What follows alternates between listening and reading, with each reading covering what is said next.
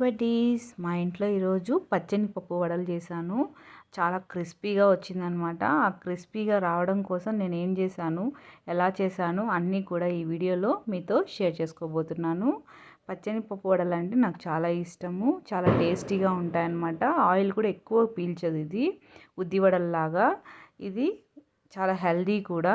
దీనికోసం నేను ఫస్ట్ 2 గ్లాసుల పచ్చనిపప్పు నానబెట్టుకున్నాను. దాంతోపాటు ఒక హాఫ్ గ్లాసు పెసరపప్పు కూడా నానబెట్టాను అనమాట. నైట్ నానబెట్టేశాను. మార్నింగ్ లేసి పచ్చనిపప్పుని మిక్సీలో తీసుకొని పచ్చిమిరపకాయలు వేసుకుంటున్నాను. అలా కట్ చేసి కూడా వేసుకోవచ్చు, కానీ తీసి పెట్టేస్తాం పక్కన. ఒక పిల్లలు అయితే కొరికారంటే మంట అంటారు, కాబట్టి మిక్సీలో వేసేస్తున్నాను. దీంట్లో వాము వేస్తున్నాను కొంచెము, ఎందుకంటే పచ్చనిపప్పులు గ్యాస్ కదా, అందుకనేసి కొంచెం వాము వేసామంటే మనకి గ్యాస్ ప్రాబ్లం రాదు. సన్నగా తరిగిన ఎర్రగడ్డలు అన్నీ కూడా మిక్స్ చేస్తున్నాను. జీలకర్ర కూడా వేసాను అనమాట.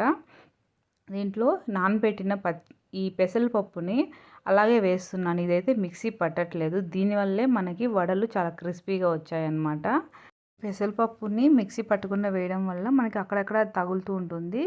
ఫ్రై అయ్యేటప్పుడు అవి మనం మామూలుగా మూంగ్ దాల్ ఫ్రై చేసి తింటుంటాం కదా, అలా టేస్ట్ వస్తుందన్నమాట.